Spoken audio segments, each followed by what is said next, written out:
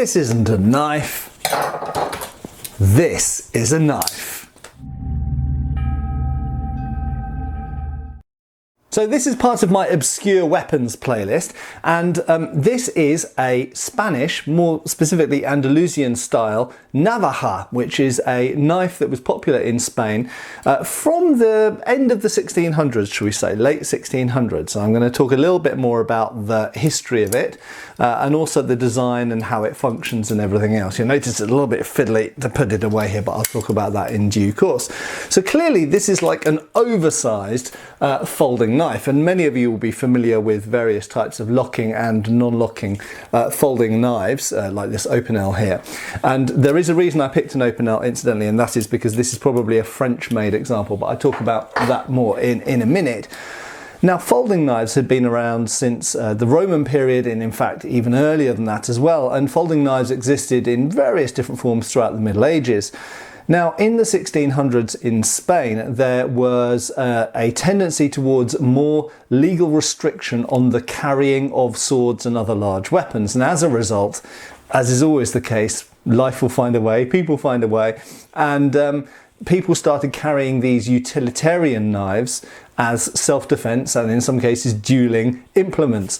And obviously, therefore, those knives, just as we've seen with numerous other weapons throughout history, evolved to become more and more useful as weapons. So the two main things which should be relatively obvious with this that make it more useful as a weapon is, number one, the large size. I mean, that ain't no pocket knife, is it, folks? So the large size. Notice also this particular example has little guard lugs on, like you find on some Italian and French knives or daggers as well, which you don't always find on these Navaja. But the large size is one feature.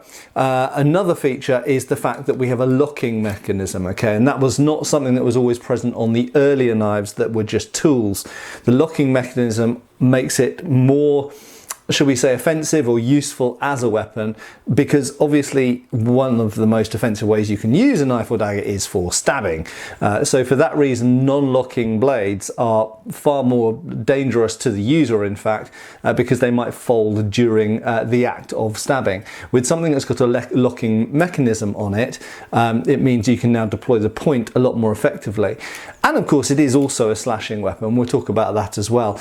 And finally, also, you could add a third point on, and it's this particular shape of the blade. And the more utilitarian types of folding knife that had been around before were not necessarily shaped in such a bellicose way as this. And this clipped point is very long and pointy, as you can see, and is better catered towards stabbing than any kind of tool. But as you see with the construction of this, this is not particularly sort of bulky or robust in its construction. It's a fairly light, in fact it's very light for its size, implement. It's not really suited to general tool use. It is specifically a weapon. Now, back to the origins of this. The Navaja seems to have originated in Andalusia, and the word itself actually basically comes from the word for a razor, because of course you'll notice that a straight razor that people in those days used to, before safety razors were a thing, used to shave with, do fold up in a very similar way, whereby the blade is safely contained within the body of the handle, as it were. So the handle is kind of the sheath or scabbard. Now, of course, once it's in this form, yeah, it's still fairly large, but it's eminently more concealable. So it could be worn openly, but equally it could be worn concealed under a sash or in a shirt, under a jacket, pelisse, this kind of thing. So this absolutely could be something that could be concealed relatively easily by anyone wearing clothes and deployed relatively quickly. Now, the next thing I have to mention is about the locking mechanism. Any of you who are familiar with these knives will have read about or seen, or perhaps you've even owned one, a ratchet system on these. That is, that before it gets to a fully locked open position, it will go click, click, click, click, click, click, click, lock. Okay, now this particular model doesn't have that feature. This, incidentally, is probably a French-made example of the 19th century, but there are indeed Spanish versions which have this type of notches, almost like a cog, part of a gear, and it clicks past this spring steel catch at the back before it locks into the final position. So it kind of locks, and then gets to the final lock position. In the case of this, there is only one lug, and that lug actually engages with a little hole at the back there. Now you'll notice that to unlock the blade, in other words to fold it, to put it away, we have a ring here. The earliest examples of these don't have that ring. That ring is a solution that they find, a way of lifting up the spring. Okay, so on the back, running all the way down the back here, we've got essentially a leaf spring.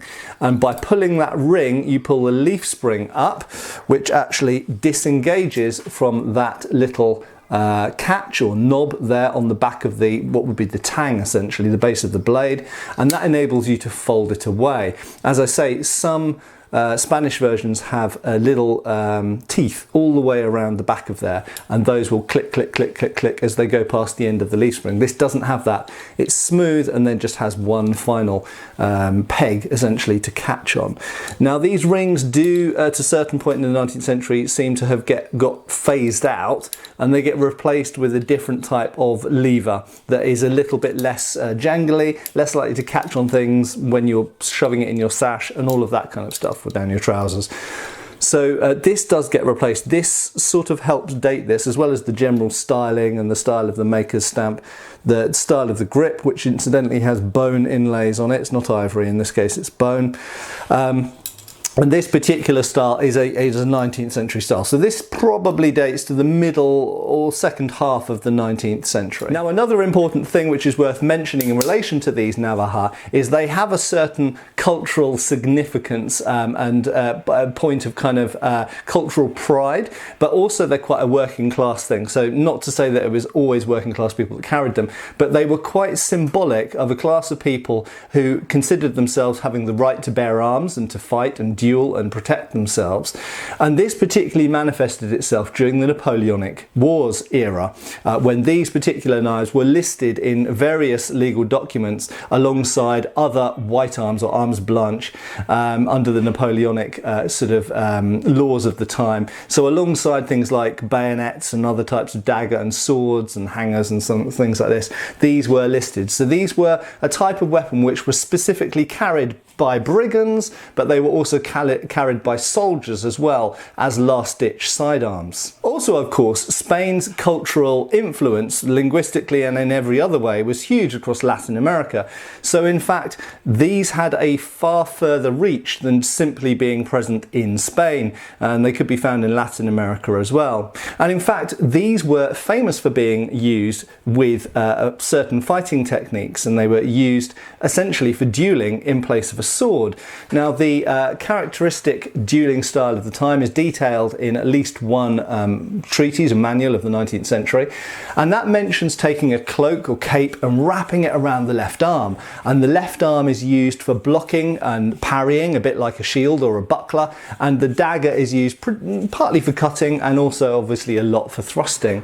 And also it's very worth noting that this long extension at the back, whilst it is principally designed to house the length of blade so that blade is essentially fully covered and sheathed when it's closed, that length of grip, a bit like the Langmesser in medieval sources, can be used for perhaps blocking in some cases, hooking, parrying, even the opponent's cloaked arm, even pulling that out of the way in order to get a stab in. So there are a lot of interesting things you can do with a weapon that has an extension at the back end, as well as obviously having a blade at the front end. While these weapons were adopted by all sorts of different people in Spain and used for various nefarious acts, there were sort of fighting styles associated with the use of this knife, and often the cloak as well, which in some cases were handed down in families or in local communities.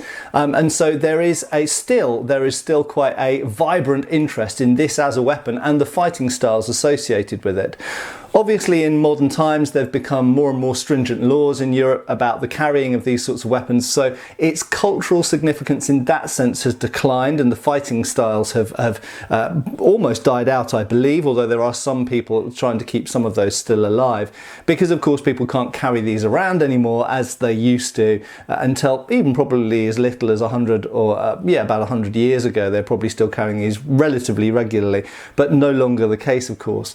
So your main encounter with these in the modern world will probably be from a tourist market point of view. And so if you go to certain parts of Spain, you will be able to get knives that are sort of in the style of these. In some cases, they're replicas of antique versions of these, and they still have a deeply rooted cultural significance in certain areas in Spain. As mentioned, this is a French-made example, probably, and the market was so big for these in Spain in the 19th century that in fact the native market doesn't, even if it could keep up, the foreign makers saw that there was a market for these as well. So you actually get these being made outside Spain and imported into Spain because the market was there to sustain it. But in addition, these were popular also outside of Spanish-speaking areas as well, and so some people in France were carrying these and so on and so forth. So there we go, the Spanish Navaja, a type of fighting knife, very, very distinctive. Keep your eyes out for antique ones because they're nice, desirable items, and they're becoming increasingly hard to get hold of. I hope this has been interesting. Give us a subscribe if you haven't done already, and you can find a lot more videos on this channel on similar antique weapons. I hope you've enjoyed this, and I will see you again soon. Cheers, folks.